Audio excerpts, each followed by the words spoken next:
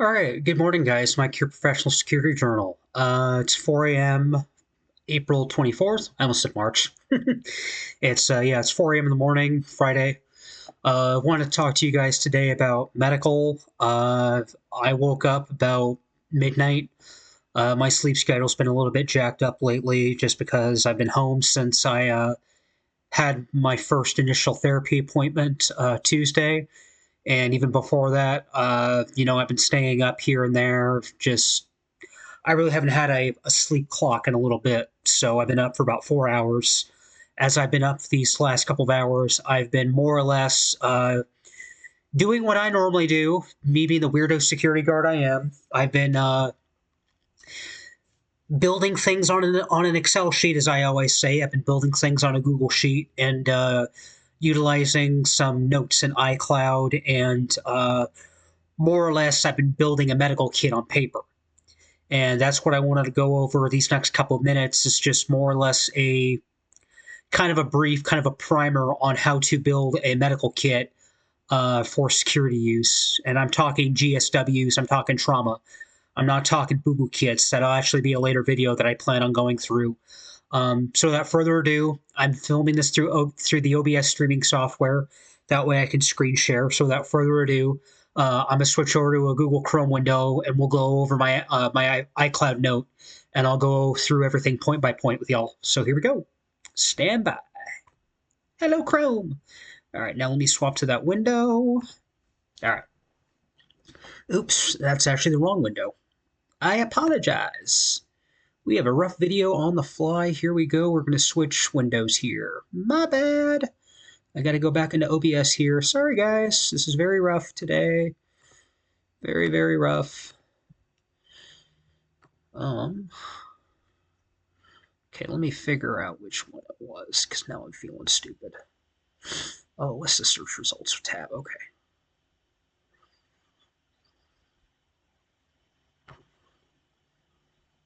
There it is.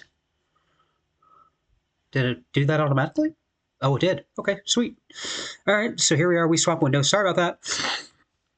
All right, so yeah, this is my iCloud note from last year. As I watched a Grand Thumb video some point in 2025, I was building this this Apple Note. So this is my notes more or less from last year. This Apple Note I titled 2025 Thoughts. This has my notes from that Grand Thumb video, and also from this basically covers minor injuries, your general smaller everyday boo-boo kit, band-aids and what have you. So let me go to the this is the actual kit that I wanted to go over. So this video, we're going to quickly go over the March medical acronym, popularized by military combat medics and used in your typical urban 911 medical world now. March: massive hemorrhaging, airway, respiratory, circulation, and hypothermia/head injuries. So what do we need for M, for hemorrhaging? Well, of course, the M in March is all about tourniquets. Or excuse me, backtracking. I talked over myself there. I screwed up. The M in massive hemorrhaging is more or less your stop the bleed. So yes, that includes tourniquets. For, if I remember my medical terms correctly, for your your junctionals. Obviously, I can't tourniquet my chest or whatnot. So that's when we get into chest seals. That's when we get into packing a wound. So obviously, I can't tourniquet my abdomen. I can't tourniquet my chest. So that's when we pack things. Hemostatic gauze are favored for that. And then if you can't get hemos, you're going to get compressed gauze. And again, where you can't do a tourniquet, you're going to pack. You know those. Sorry, I've also had a very stuffy nose lately. Yeah, when you can't tourniquet something such as junctionals, that's when we talk about packing. So you're gonna pack with either hemo or comp gauzes.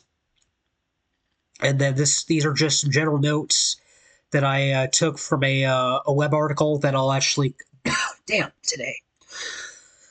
These are some notes I took from a medical article that I'll actually drop in the description. This is more or less what I've been. This article is more or less what I've been using to build my medical kit within this Apple Note, as well as within all these 4 million tabs you see within my Google Chrome here. I'm on Rescue Essentials, a very popular medical website, and this is primarily where I get all of my stuff. Because when I went through my executive protection class early 2025, when I went through that EP class, we were given these med kits. They come on a tearaway, so I can. Hello? Oh, sorry, operator error. You can tell I haven't practiced when I need to practice. That's one of the things I'm gonna start doing. With my EP med kit, it comes on a tearaway from this med kit's from Rescue Essentials. So all I need to do is unbuckle like I just did, and then I can either throw this on a surface real quick so I can work out of it, or I can toss my med kit to somebody else and go, here, work that person. So this is this is just a kit that I have from Rescue Essentials because a well-known doctor, an actual legit PhD type doctor, came to our EP class last year in Vegas. Sam Slishman, the inventor of the Slishman pressure wrap. I've shaken hands with him. I know him personally from that class. So this is a kit that we were given in class, and that's when I found out, okay, if Slishman's with Rescue Essentials is a very good website, because way back in my gear journey 3-4 years ago, I just kind of wrote Rescue Essentials off, and I'm like, oh, this is just a scam website used by people and whatnot.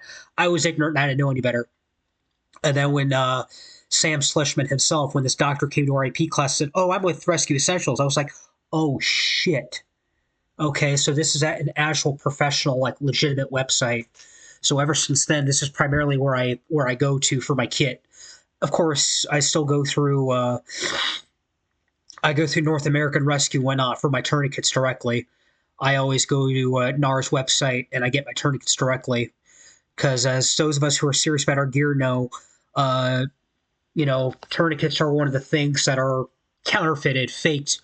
Like they're infamous for being faked. So I don't chance shit. I just go directly to NAR's website and I get it from NAR or through one of my vetted proven gear websites, such as 1110 Gear. Okay, well, when you buy the 1110 Gear Kydex tourniquet holster, 1110 Gear is a well-known for their kit. I say when I'm buying something from 1110, yeah, throw in the tourniquet. Obviously, they're going to source it legit, because 1110 Gear is used by cops, and obviously they don't want to screw them over. So yeah, they're gonna make sure they're legit. So yeah, for M, we're gonna talk about the 3-minute rule. These are the signs, and then how do I treat for M? Well, you're going to identify, you're going to apply, and then for pack junctional wounds, you're going to for the groin, the neck, all those areas you can't TQ, you're going to pack, and then you're going to secure with pressure dressing. If you can't TQ it, if you can't tourniquet it, you're going to do direct pressure. And for that, a emergency trauma dressing or an Israeli are very good for that. For the airway, now sidebarring real fast before I continue. For private security, you do want to keep the Good Samaritan Act in mind. Full disclosure, right now, I'm not an EMT. So with me, whenever I do aid, I'm going to keep my legalities in mind. I'm going to keep the fact that I'm not an EMT in mind. So that's one thing to keep in mind if you're a private security and you're talking about, oh, hey, I'm gonna assist this person on duty. Keep your legalities in mind. The reason why I'm bringing all that up is because I am not an EMT. I am not even going to talk about, where is it among here? Okay, it's something else. I think I'm jumping ahead within the March acronym, but more or less, I'm talking about needle decompression. I'm not going to sit here and I'm not going to needle D somebody when I'm not even an EMT. I am more or less everyday Joe Blow on the street. I'm a lay person. I'm not a medical professional. I'm not an EMT. I'm not even going to talk about needle Ds. As a matter of fact, okay, this is my med box for work. As I throw the med kit out of the box. This is my medical box that I have for gear. All right. I have that medical pouch. I have one of these is a mag holster. One of these is an actual CCW type holster. Yep. This is a medical kit holster, okay? I have this for CCW inside the waistband use.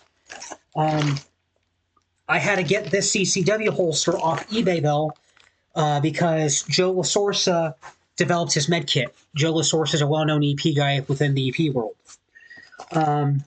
He developed his own inside the waistband CCW med kit. Well, you can't get it from the manufacturer. So I had to Google it, and I happened to find an eBay listing, and I had to eBay that. Where is it? Yep. So within this, sorry, we're going to get a little bit loud here. Within this medical kit that I threw out on video earlier, I had an NPA. Okay, this is advanced stuff. I took it out. If I was to throw this on my duty belt for my casino job, I'm not even going to talk about the airway. I'm just going to throw this on my duty belt. And what's in here right now? We've got normal cheapo $20 shears. I'm just going to look at it and name things off right now.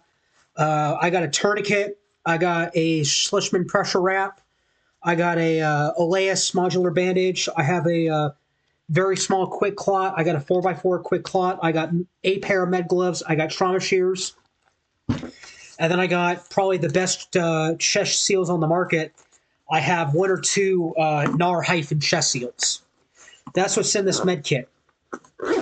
But when you're building a med kit for private security use, keep your Good Samaritan Act in mind, because if you're not an EMT, let's not even talk about NPA, airway stuff. Let's not talk about needle D.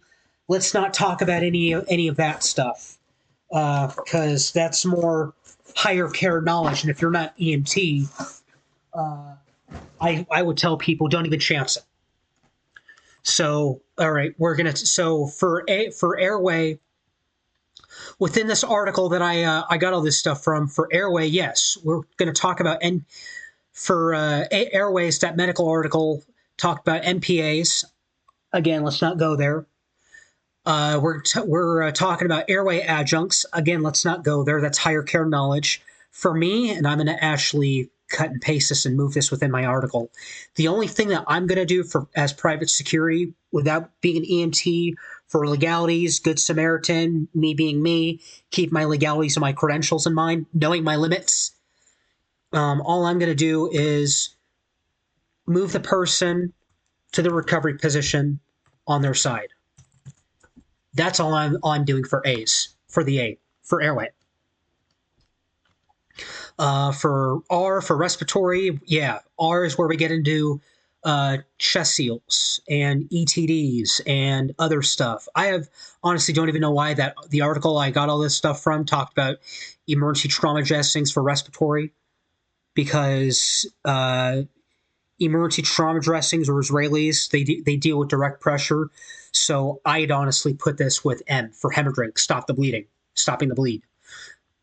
But yeah, again, all of this is literally just cut and pasted from the article that I'll quickly go over. Yeah, this is just all stuff I cut and pasted for my own reference later on. So for C, for circulation, again, higher tier medical knowledge. For circulation, that medical article's talking about IV, starting an IV and fluid resuscitation. That's all EMT stuff. All I'm doing as private security, again, I'm going to move this. All I'm doing as private security is if I have an actual medical type duffel bag, if I have a med bag, and I'm not talking about my belt pouch, if I have an actual legit duffel bag type med bag, all I'm going to do is treat for shock. I'm going to put their legs a foot above their heart. So I'm gonna put their legs on the med bag. I'm gonna treat them as best I can, but for C, for circulation, the only thing I'm doing is this shock position. I'm gonna put their legs on the med bag. I'm gonna continue assessing, continue my march, continue my treatment, and obviously by then we're rolling medical anyway. So I'm just gonna put their legs up, get some circulation going, get their legs above their heart, and we'll continue on. Again, stuff in that medical article I cut and pasted, yada yada. So lastly for H, okay, all we're doing for H is we're talking about hypothermia blankets, your Mylar blankets for heat. We're going to use heat reflective wrap, and then that's when we're going to talk about head injury assessments. As a layperson, I'm not talking about TBIs or anything. I'm talking about, okay, are they bleeding from the head? Do they have a big ass fucking gash and they're bleeding out their skull, literally bleeding out their skull? It's nasty, yes, but that's the type of thing we need to talk about. At least when we're talking about medical. Are they bleeding from? Are they literally bleeding out of their skull? Are they bleeding out of their head? All right. So we're gonna treat. We're gonna treat for shock. We're gonna treat as best we can. Again, we're talking normal Joe Blow level, everyday man on the street stuff. We're not talking about, oh, I need to pressure dress this person. I need to, go into their skull. No, no, no, no, no, no, no, no, no. That's all EMTs, paramedics, higher level knowledge. As a normal everyday security guard, all I'm talking about is more or less stopping the bleed. Stop direct pressure on their head as much as possible. And then, yeah, we're going to treat for shock. We're going to treat for hypothermia. We're going to treat as best we can. So that's when we get into Mylar blankets and all that. So that's your H. That's your hypothermia, head injuries, this and that. And that's really about it for that. Good. This video is 16, 17 minutes already. Let me pull out that medical article real fast. I'm going to throw this in the description, and you guys can reference this on your own. But this is what I built my stuff off of. This is the March protocol guide from Urban Medical Gear, and this is literally what I did. All I did for my own reference, for that iCloud note that I developed. I literally cut and pasted this massive hemorrhage, uncontrolled, yada yada yada. I cut and pasted the 3-minute rule. Okay, what are the signs of hemorrhaging? What are the signs that tell me I need to stop the bleed? All of this. All right, how do I treat? How do I treat? How do I stop the bleed? These are your response steps. So this is a good article that I really liked what I had read in this. It makes sense to me. But again, when we're talking about airways, and I think it's for respiratory. For respiratory, we're talking about needle decomp, and all that. I'm not even talking about that for normal security guards. If you're not an EMT, I wouldn't even fuck with that stuff. Let's keep our legalities, know our limits, keep our credentialing in mind. If you're not an actual medical professional, if you're not an EMT or anything, I wouldn't touch it. I wouldn't touch airways. I wouldn't touch needles. I wouldn't touch needle D. Needle D as it's known. I wouldn't touch needle decomp. You got to keep your legalities and your credentialing and know your limits in mind when you're talking about medical. I'm developing my med kit with the Good Samaritan Act in mind. So you got to know your limits with this stuff, because this is how people get themselves in trouble. And let's go full screen here. Full screen.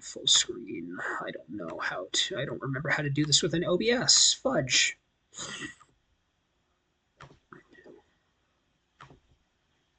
All right. I really am at a loss right now.